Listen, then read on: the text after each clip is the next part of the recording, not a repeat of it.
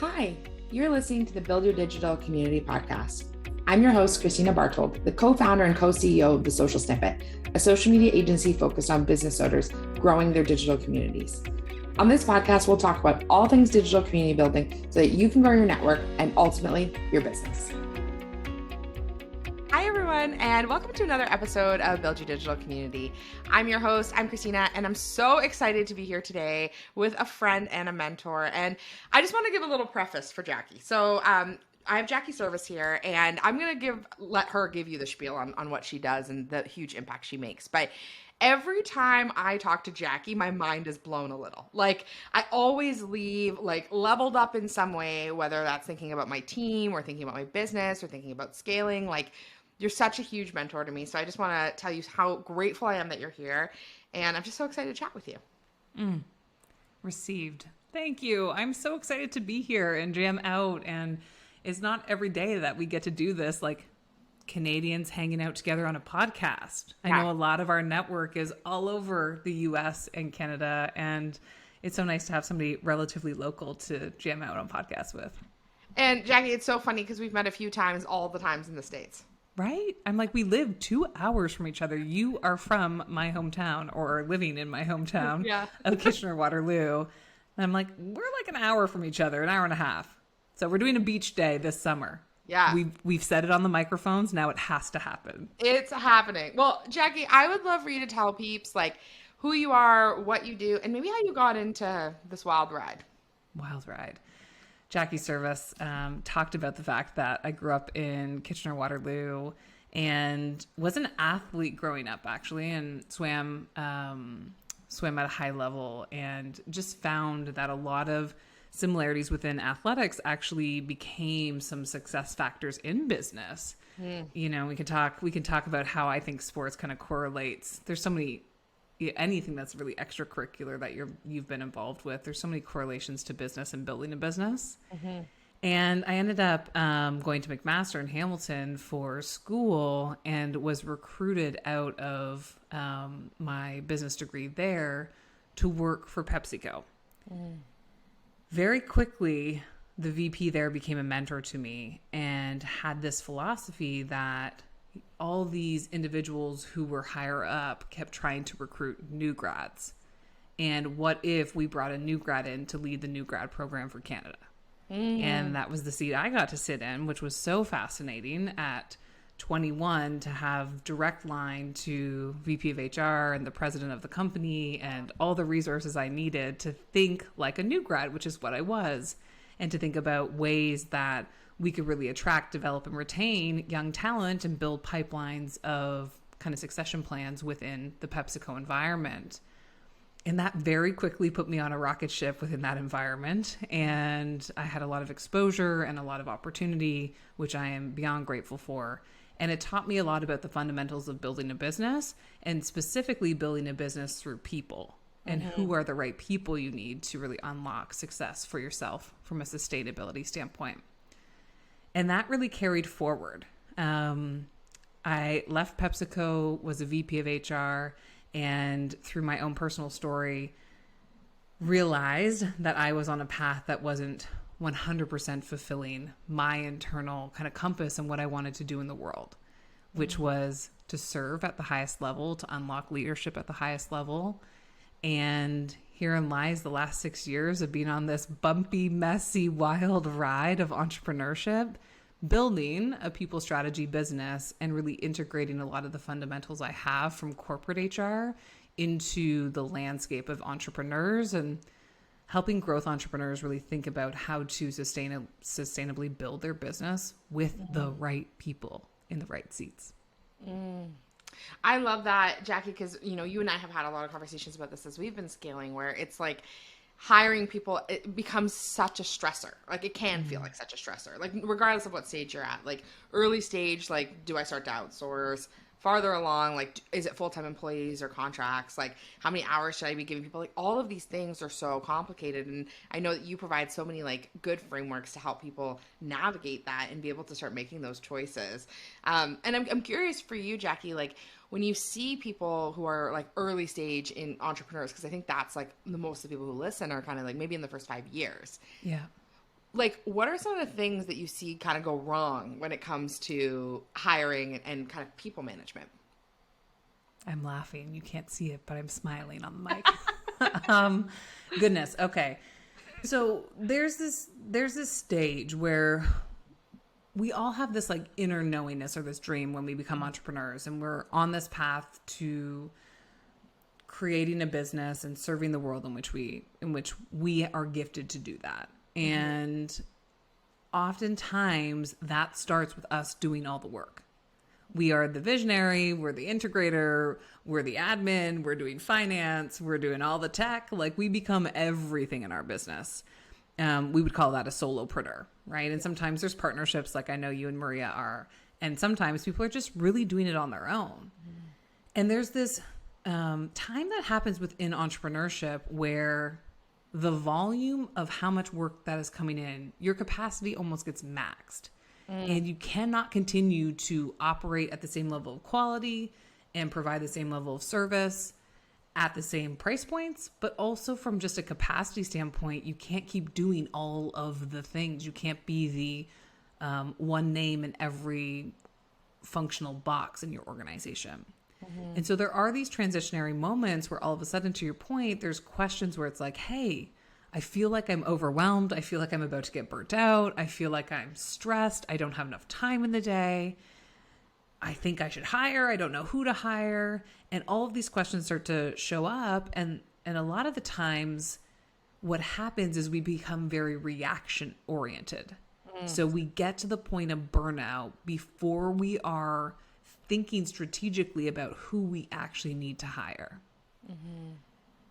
When we get reactionary, all of a sudden things like hiring your best friend becomes like a priority, or asking your entrepreneur friends and like, hey, I hired this person, you should hire them too.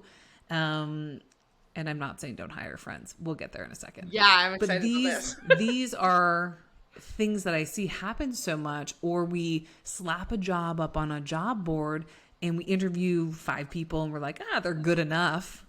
Yeah. The amount of times I've heard they're good enough, which to me is a telltale sign they are not the right human to be in your business. So those are some of the, symptoms that come out of the root cause of, all right, we're being super reactionary, or we are reacting to the situation here around we're feeling overwhelmed and burnt out. And now we feel like we need to infuse our business with other people to take some of the load off our shoulders. The flip of that is, before we get to that stage, if we can start to proactively think through, one, why do I do what I do? We always have to be rooted in our mission, our values, why this thing is important to us in the beginning. 2, where am I at today? 3, where do I want to go tomorrow? And start to proactively think through the 4th area, which is my gifting, which is, who do you need to bridge the gap? Who do you need to unlock and bridge the gap from where you are today to where you want to go tomorrow? And if we can become clear, gain clarity on exactly what it is we want in a proactive measure, now we can start to actually put that into motion just in our day-to-day lives. Right.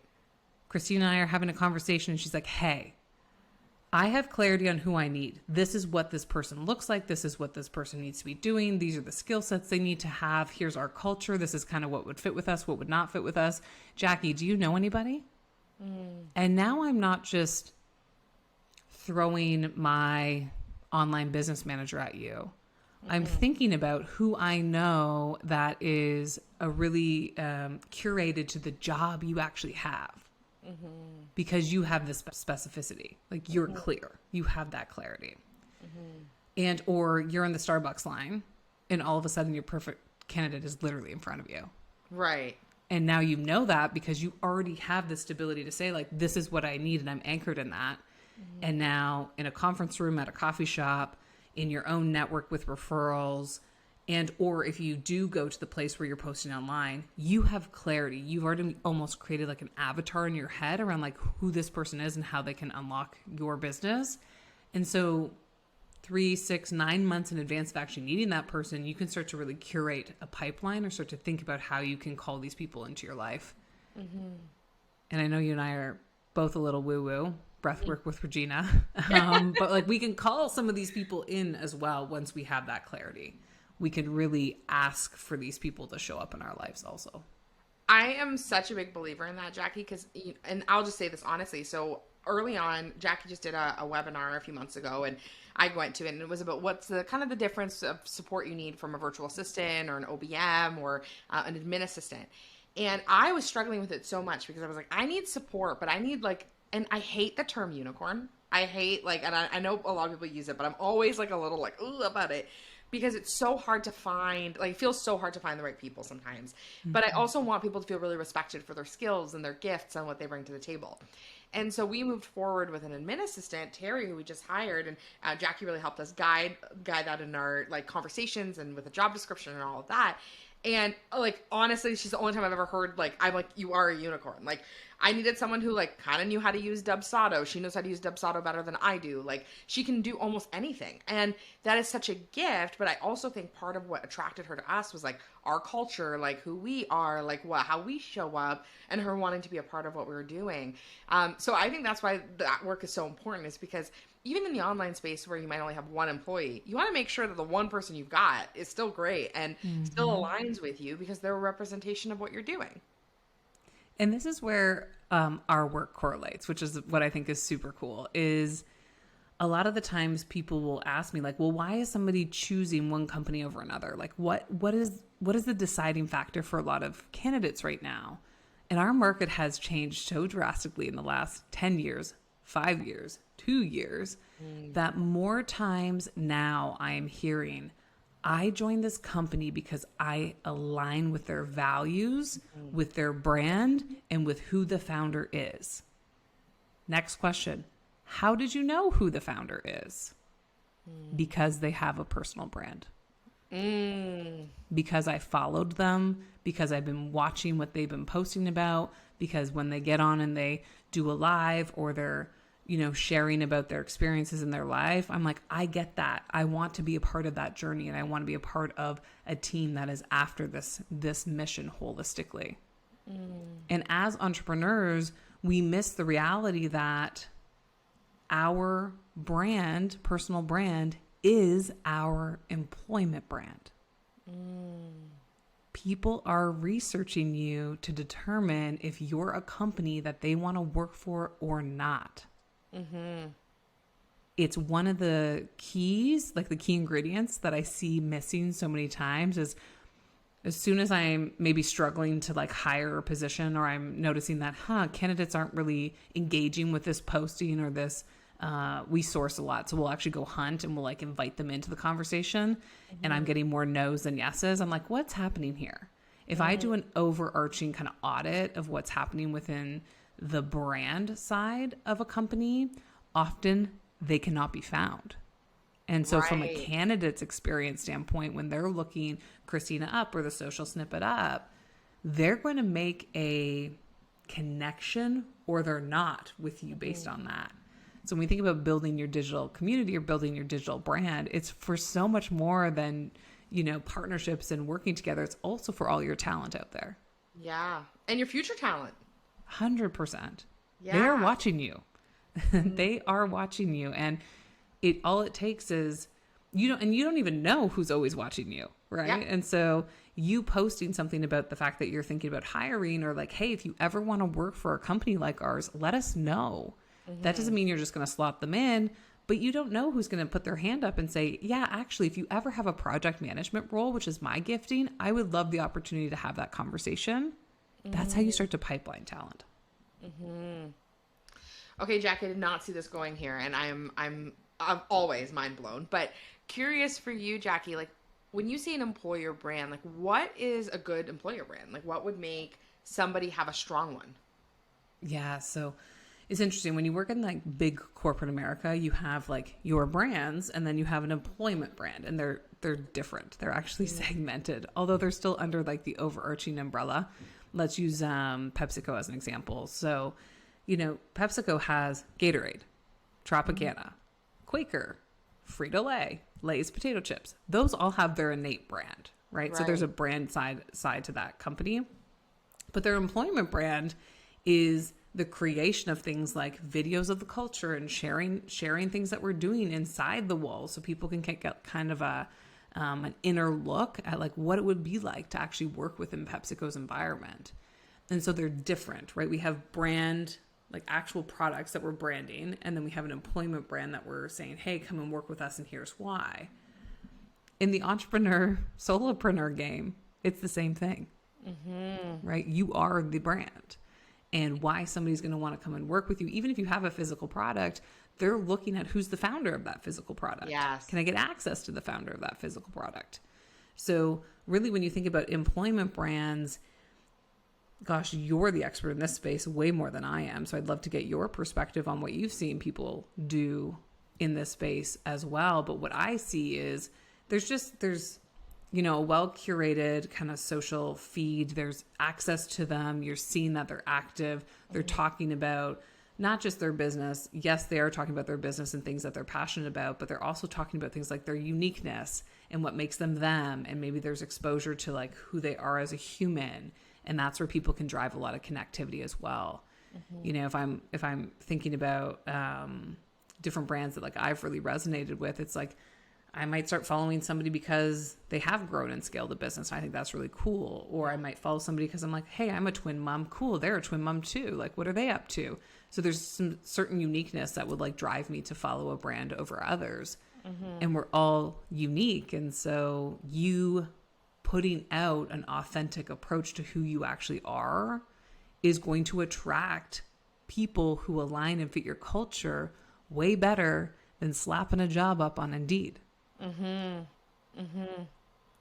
Oh, Jackie, so many things there. So, somebody who comes to mind for me for this is Aaron Spivak, who owns Hush Blankets. Amazing.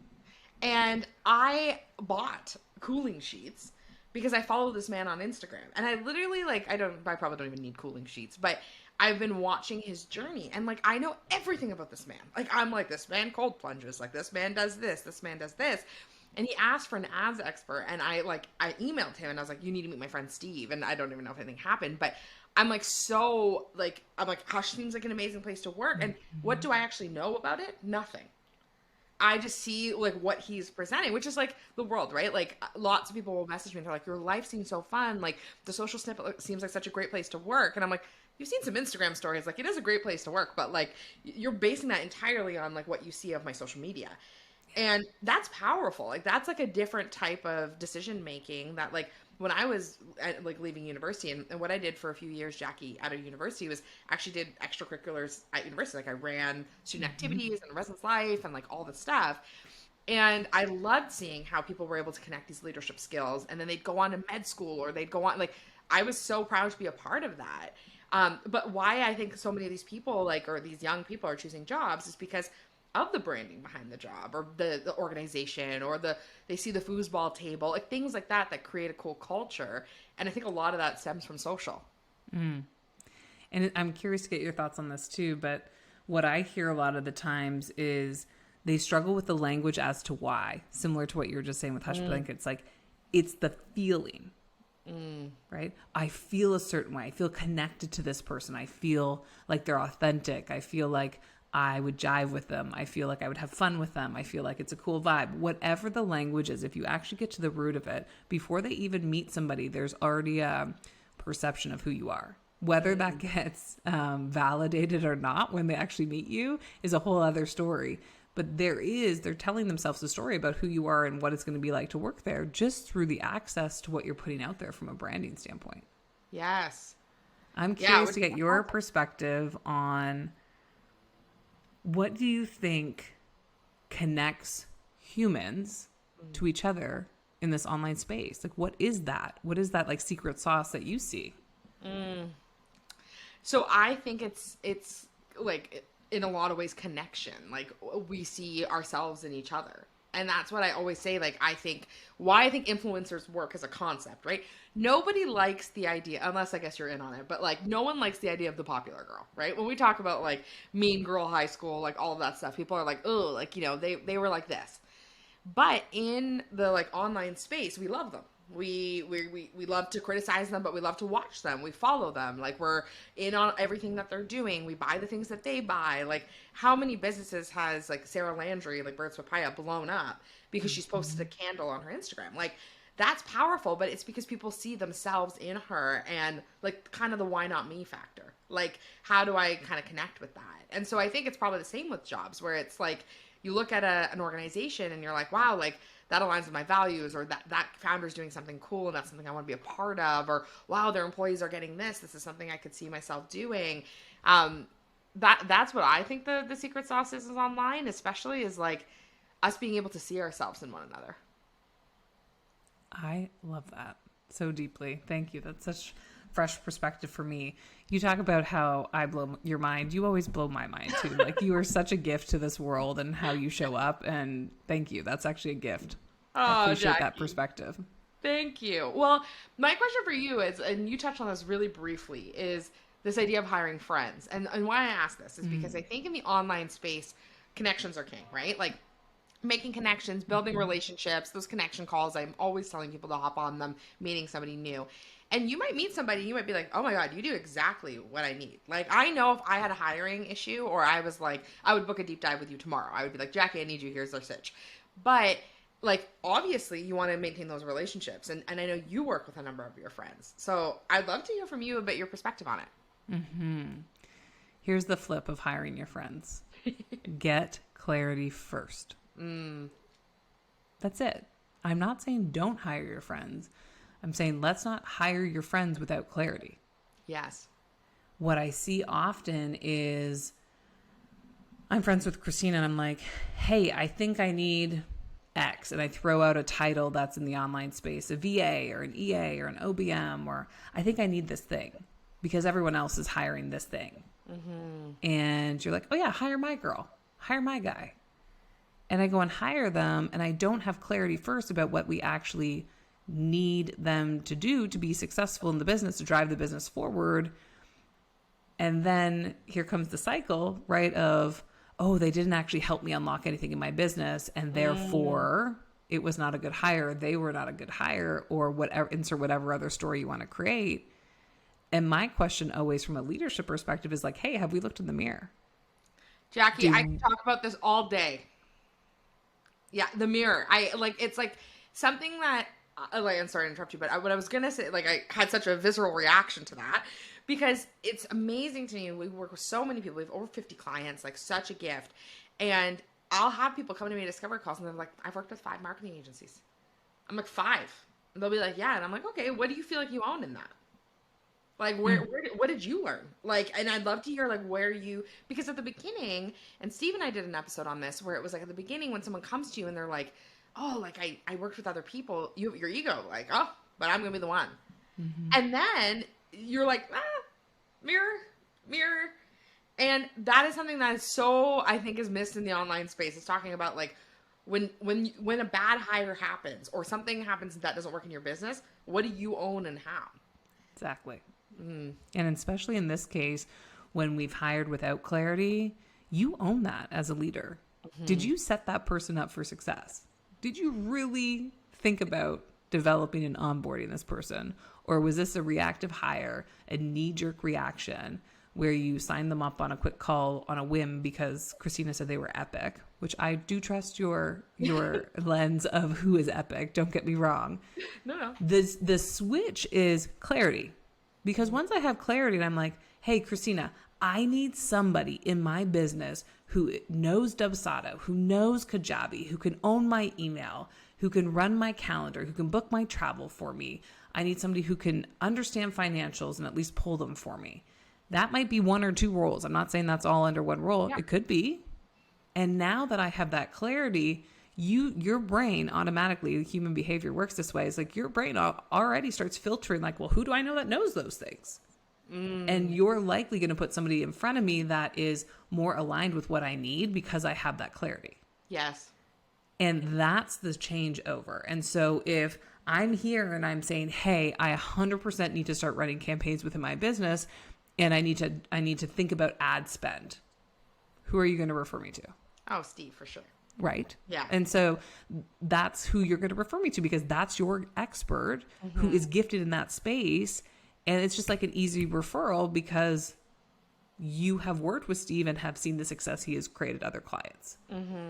So now that is a different energy than just like, I think I need somebody because I'm stressed. Yes. That's the switch over. And then when we can have that clarity, we can start proactively planning things like, how do we help them successfully integrate into our business? What's the onboarding plan going to look like? How do we not just stop at attract? When I talk about talent, it's not just get the good people. You also have to develop and keep them, retain them. Yes. Yep. Yep. So attract, develop, retain is kind of the three core buckets I always talk about in the people space. And I find so many times in the entrepreneur game, it's like, well, I hired somebody good. Well, then what? It doesn't stop. It actually just starts. When they walk in the door, the work starts as a leader. So that's why I talk about unlocking leadership a lot, is like we have to think a little bit more broadly as entrepreneurs and really create the space to enable this person to be successful within our frameworks as well. That's so powerful. And something that brings for me, Jackie, is like this idea of referrals too, like keeping those like very tight. Because I think it's really easy, like when you're in an online space, much like you and I, where we're connecting with lots of people, like I probably connect with 30 people a day, not new people, but people. And someone asks me for a referral, I'm very tight about it. Like these are referral partners I have. Like if someone came to me saying, hello, like I'm struggling with who to hire and, I'm like looking for some support. Yes, I trust Jackie because I know she does a good job. Like it's not worth it to make referrals for the sake of relationships or anything like that. Like knowing for sure that person's going to do exactly what you think they're going to do, because it doesn't help anybody for you to make a bad referral and then the person doesn't work out and you're like, well, I thought, like, it damages your relationship long term. Yeah, there's definitely a reputation side of referrals. And one of our mutual mentors, Chris Harder, was really helpful for me to realize, like, you can actually create partnership within your referrals that make a lot of sense for you. So instead of just from a community and a business standpoint, like we can look at it through the lens of business. I don't know if it's just me or if it's because we're Canadian. Christina, you let me know. But like there was a big piece of when I started a business where I was like kind of just giving it all away. I was like, here's everybody I know and here's all the things I know. And gosh, I know them. So I feel like there's an obligation for me to share that with the world. And in some ways, yes, there is. And things like podcasting, that's a free resource. Get access to me that way. But when it comes to my referrals now, making sure that they're curated in the same way I would curate a candidate is highly important for all of us, because to your point, it can really quickly change your reputation and your brand can actually get tarnished if it's not. And listen, some referrals don't work out. It's like the energy just didn't jive, and that's okay. And, I've actually had to work through like giving referrals that did not work out and kind of the shame and guilt that come from that within your own body. And that's why I think really understanding like what that other human needs and then being a human connector to the right people who are curated and you have solid trust and foundation with, there's so many benefits to the referral game as well. And I think you're probably this way too. I'm making an assumption here, so let me know if I'm assuming wrong. My business is 100% referral right now. Yeah. And so I value referrals deeply. And if somebody is sending a referral to me, I'm going to be giving 110% every time because I value the relationship so much more coming that way. Like there's something within me that turns on where I'm like, I got to deliver not just, value, but value plus. Oh, 100%. And I actually, I think about this time, and this was very early on in our business, we had a referral that didn't work out. And I felt like garbage about it. And it was mutual. Like me and this client, we just didn't jive, and she was looking for something different than I was willing to provide and a level of availability I didn't have. And I called the person who made the referral and I bawled. And I was like, I'm so sorry. And she was like, this happens. This woman's 15 years in business, was like, I literally, why are you calling me? I don't care. But she was very kind about it. But she was like, Christina, not everyone's going to be for you. She said she needed someone. You do this. I thought it'd be helpful. That's okay. And I was like, great. It was very positive. And I think when we're in that energy of okay, the right people are going to be working with us. This is going to be great if it's great. And also when we keep our referrals tight and we have people that we really trust, it makes such a big difference. It sure does. It sure does. It really changes the game. Yeah. So I love that. But that's my philosophy on friends, right? I love I refer friends who I'm deeply connected with. I work with friends who I'm deeply connected with. And there's also the only other thing I would say if you are hiring a friend is it's so important to set clarity around expectations going into that relationship and really clearly identifying where the boundaries are of, okay, there's time to do business and there's time to be, having chit chat and talking as friends.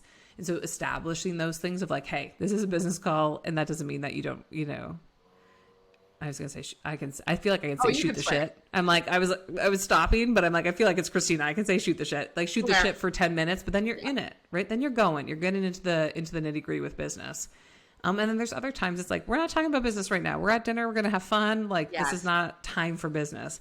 I find for me, the people that I really like call in and work with, those things are so integrated anyways, that if we're at dinner having fun, business innately comes up because that is fun for us. Totally. And so when you find those people, keep them near and dear to your heart because they are special and it's really fun to grow lockstep with other people too. Yeah. Well, Jackie, to wrap us up, but I was going to say, you're one of those people for me as well. Like when we were in Arizona, like we had some lovely dinners and it was so nice to hang out with you and your family, but also like, it was so easy to be like, hey, this is what's going on in my personal life and my family and like some of the big dreams that I've got going on, but then also my business, I'm struggling with this and I'm thinking about that. And like that's such a gift, like to be able to be in person and to chat about these things, but like to have people always like be able to pour into you and you pour back. And I just want to, before I give you the chance to tell everybody how they can get in contact with you and connect with you, something I really, really notice in you, Jackie, and I just want to share is that you're somebody who like, no matter what, you're always so consistent and like helpful and so encouraging. And like, I'm just so grateful for that. So I just wanted to share that with you. And I would love for you to tell the audience where they can find you and a way that they could work with you. First, thank you. Yeah, of course. I have so much love for you. It's so fun that we have this relationship. I feel like it's just getting started. So I'm excited to see where we go here in the next couple of years, actually spending time on the beach and in Waterloo together. Can't wait. You can find me at Jackie Serviss across all platforms. I just started a podcast in November called The Jackie Serviss Show, which I'm having so much fun just sharing different wisdoms from others who I've learned from and grown with. So you can find me there as well. But at Jackie Serviss, I hang out mostly on Instagram and LinkedIn are the two places where I love to hang. Awesome. And I'm going to plug this because you won't, but I was just going to say that if you are having people troubles or you're starting to think about your first hire or you're wondering about like dreaming for your business, Jackie does these amazing deep dives that I know anyone would be so lucky to do. So give Jackie a DM, send her an email, connect with her, and let us know what you think. We want to hear exactly what you got from this episode, and yeah, keep on listening. Thank you so much for your time.